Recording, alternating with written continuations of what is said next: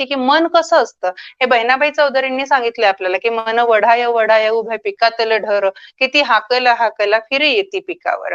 म्हणजे मन हे अत्यंत चंचल आहे आणि ते कितीही आपण एकाग्र करण्याचा प्रयत्न केला तरी पुन्हा पुन्हा ते चंचल होत असतं.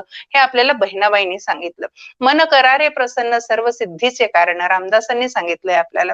मन करारे प्रसन्न सर्व सिद्धीचे कारण. म्हणजे जर तुमचं मन प्रसन्न असेल किंवा मन तुमचं नियंत्रित असेल तर तुम्हाला सगळ्या सिद्धी प्राप्त होतील किंवा सगळ्या गोष्टी तुमच्या आपसूक चांगल्या होतील. हे आपल्याला रामदासांनी सांगितलं.